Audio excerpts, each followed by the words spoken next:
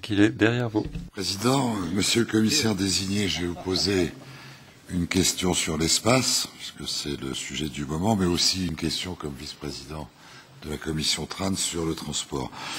Sur l'espace, je voulais savoir si la Commission est en accord avec, dans le Collège des commissaires, certains de vos collègues, a prévu un plan d'appui industriel au développement des applications terrestres de Galileo.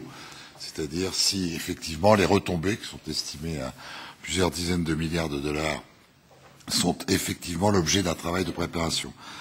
Et deuxième question sur l'espace, est-ce que la Commission envisage, est-ce que vous envisagez de soutenir financièrement plus fort les lanceurs, et notamment les lanceurs lourds? Et une question transport, pour faire un petit croche-pied, c'est à propos du dumping social dans le transport terrestre. Est-ce que vous soutenez la libéralisation totale du cabotage? Est-ce que vous concerterez avec vos collègues au sein du Collège des commissaires à propos de la directive sur les travailleurs déplacés? Pose un problème particulier sur le sujet. Et enfin, soutenez-vous la réflexion sur la création d'une agence de transport routier?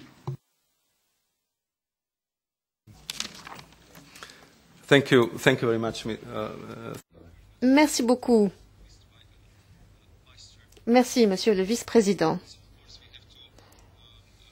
Tout d'abord, bien sûr, nous devons tout d'abord passer par les moyens de réglementation pour Galileo. Dans les domaines où, d'un point de vue juridique, c'est possible, il faut le faire. Par exemple, il faut faire en sorte que les nouveaux récepteurs pour le système, comme ECHO, soient compatibles avec les signaux de Galileo. Tout l'équipement qui est lié au système de recherche, de sauvetage, là, nous avons un véritable pouvoir de réglementation pour imposer l'utilisation d'équipements qui soient compatibles avec Galileo.